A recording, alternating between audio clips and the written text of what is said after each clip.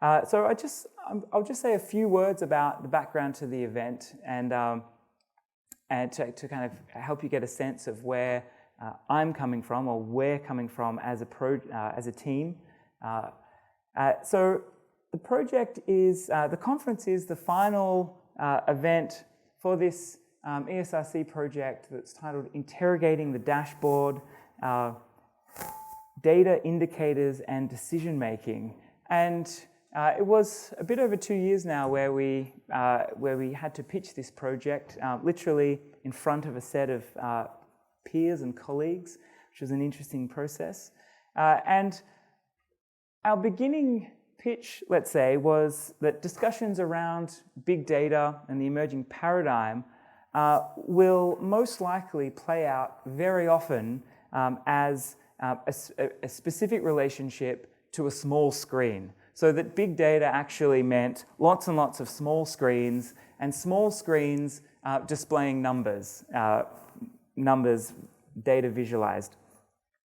And what this means, of course, is it heightens the importance of the interface. And over the past few years, we've been kind of running a series of events around the study of interfaces outside of a kind of a UX or interaction design perspective. And in some ways, I've been taken by this quote from a 60s information systems book by Michael Scott Morton called Decision Support Systems, and he writes, to the user, the system is the interface. So the interface is the only thing that the user experiences. And so for us, these wider discussions around the data paradigm became really focused on the question of the interface.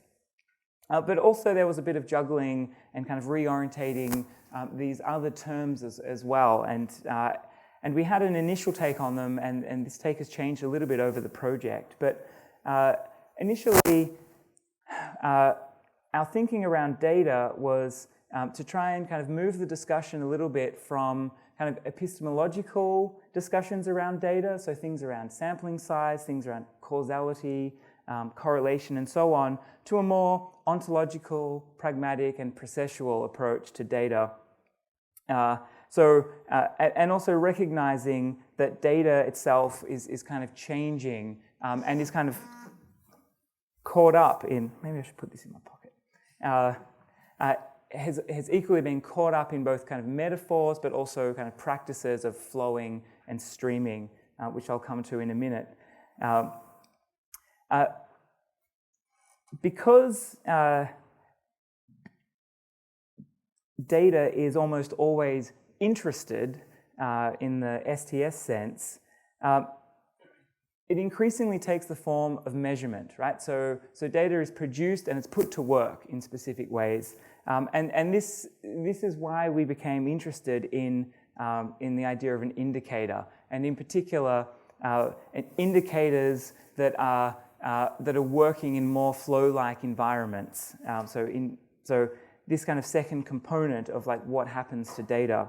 And then finally, decision-making, which initially was very much around, we were thinking about it in terms of audit and risk, where we're kind of moving from kind of punctuated, cyclical moments of decision-making within an organization, like a quarterly report or these kind of periodical disclosures, to a more continuous, flow-like environment where the moment of decision in decision-making becomes ambiguous.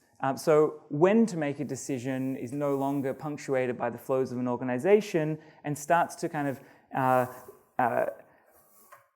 modify and mold itself to the dynamics of data and its kind of newer forms of indication.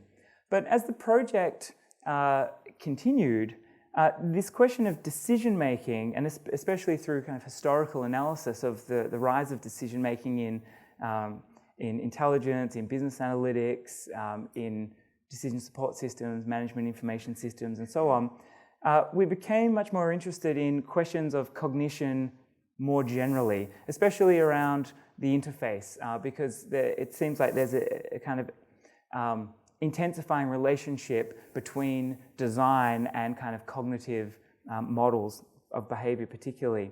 So we became interested in the question of cognition. So these kind of decision-making systems that we've been looking at with data and indicators suggest kind of important changes around not only how people think, but what thinking is. So, to the conference specifically. So obviously streams of consciousness invokes the kind of original William James's idea of stream of thought. This passage is kind of what I could pull out that spoke to the event, but little else did. So I'm not trying to kind of create a direct kind of link to this tradition, other than maybe this idea of kind of like a teeming multiplicity of objects and relations. But in some ways, the focus on the kind of individual internal dynamics of thinking is kind of precisely like not what's happening now and not what the event is about. So, but nevertheless, that's where that's I guess a common reference point. Another, of course, is the idea of a stream of consciousness in literary thinking, or as a kind of a literary device in modernist literature in particular, where stream of consciousness is this expression or flow of thought in words, and often it takes the form of like an internal monologue or something. It's supposed to it has kind of specific kind of plot functions, but this, of course, is also not really what the event is interested in. And in some ways, if you think about that history of stream of consciousness, you often get a kind of a loosening up of things like grammar and punctuation and so on. I mean, you know, the kind of classic example of Joyce and these kind of like massive sentences that go on forever.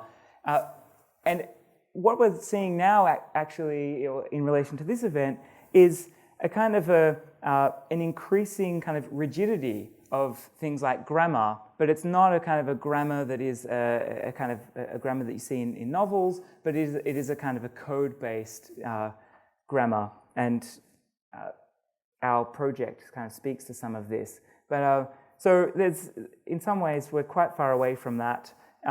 And of course, another reference point is the cybernetic tradition. People like Varela specifically, who spoke about the idea of subtle consciousness, where he's kind of talking about, I mean, in some ways quite religious and Buddhist specifically themes, but this idea of subtle consciousness that is the consciousness that makes other consciousness possible. So it's this kind of background, hinterland consciousness, and he talks about things like you only experience it like when you're dying and your faculties are fading away, and then it kind of emerges, which is also not really what we're talking about. But this idea of a kind of a consciousness that makes other consciousness possible is something that I found quite intriguing as well. So what we are talking about is streams, and of course a key reference point is David Berry's kind of writings on financial streams. But also on the idea that computation is bound up with notions of streaming and flowing that are often attacked for being kind of metaphorical, but nevertheless get enacted, inscribed, and kind of attain their own reality that kind of needs to be considered. And we do really see changes in things like the structure of databases, in how they're approached, where people talk about, you know, tapping into the stream. And that kind of suggests a different relationship to data, and also different use as well. So this idea, it's also been described by Michael Castells, who was visiting SIM recently, as a shift from data to co-data, which might not make sense, but I would suggest following up the reference because it's interesting. But this idea that data is designed to be in motion. And another way of thinking about it is foregrounding the materiality of data in signal processing. So this kind of digital signal processing as another trajectory. So this is the kind of streams that we're talking about. Consciousness, there's been a lot happening to do with consciousness, so I can't go into it. But whether under the guise of neuro, thought, mind, cognition, and whether considered from within neuroscience, traditional cognitive science, philosophy, the behavioural sciences, cognitive anthropology, media theory, critical theory, or design, now more than ever we have the mind in mind, to borrow yet again from a popular design novel, which is becoming a pastime of mine, this one by Jeff Johnson. So there's obviously too much to cover, but just to kind of point to a few things. One, we have a kind of a consolidation around debates or discussions on distributed and extended cognition. Right? So this is something that's been going for a good 20 years or so now, but seemingly it's becoming kind of more generalized. It's leaving philosophy and certain parts of AI and is being taken up in other fields. And partly I think this is because of the kind of mediated environment lends itself to this understanding very well. Also changing ideas about cognition versus conscious thought. Right? So let's say a rise of cognition that is different to thinking, and that is not necessarily thinking but has a relationship to thinking. And this is another kind of important discussion that's been playing out, where things are attributed or considered to have cognitive capacities but may not be human or thinking in the kind of human way. Another, of course, is the rise of ideas around cognitive capitalism. So whether or not this is the book by Jan Muller-Bouteng, or more general debates around neuro and capitalism, or however it's being framed, but the central importance of thought within capitalist production and kind of modes of valorization. And then finally, I just want to mention the rise of the behavioural paradigm, let's say, that has its own ideas about cognition and has become increasingly important, not only through popular notions such as like nudge and the nudge agenda, but in more subtle ways through, as I mentioned previously, user interaction design and, let's say, the kind of interface design sciences and arts, which are increasingly bound up in this kind of behavioralist model of cognition. And you see that playing out in a number of ways through designing interfaces for managing cognitive load and certain forms of multivariate testing and so on, which all kind of enact and express an idea of cognition.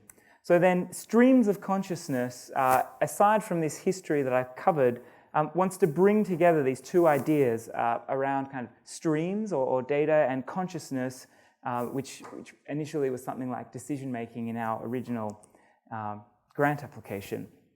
And I see the conference as very much as a continuation of a number of debates and discussions. One would be the Billion Gadget Minds workshop from a few years ago and the resulting special issue in computational cultures.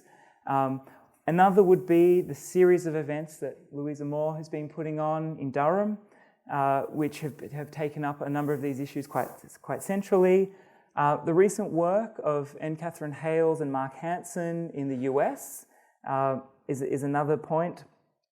And then, let's say, non-instrumental studies of interfaces. So whether this be kind of interface criticism or interface methods, but people focusing on these questions outside of a typical UX paradigm, among others. So that's the background to the event. Two final words before I hand over. One, we are based in a Centre for Interdisciplinary Methodologies, and people often describe what they do as being interdisciplinary or their events as being interdisciplinary, and this event is no exception, but I hope to make an exception in this is genuinely interdisciplinary. So we have geographers, media theorists, literary critics, designers, philosophers, anthropologists, political economists, sociologists, and people from industry. So the audience is diverse, and I want to ask presenters not to dumb down any of their ideas in over concerns of kind of not connecting, but do be willing to communicate the basic assumptions of your field if asked or if invited, and do attempt to translate concepts when appropriate to show how they might relate to other related ideas if you're able to do that. So I want people to make an effort and also to respond to questions that might seem like they're coming from somewhere else. Try to think about where they might be coming from before jumping to a pointed response. Last of all, you've probably, everybody's seen this, and hopefully you've seen these things behind me. So this is the index of performative keys. It comes out of two trajectories of the project. The first is we promised to make some provocative visualizations for the future design of dashboard formats. And it became very obvious very quickly that we weren't going to make any kind of radical interventions in the fields of data or information visualization, and nor would the people in those fields kind of be interested. But we did have this challenge of like, what can kind of social science knowledge broadly bring to this field? And through the project, one of the things that's become absolutely central is how tightly coupled these kind of new data paradigms, dashboard interfaces specifically, but discussions around kind of putting data to work, they come from a background, quite often in performance management explicitly, and they carry with them a lot of, let's say, ideas from that field.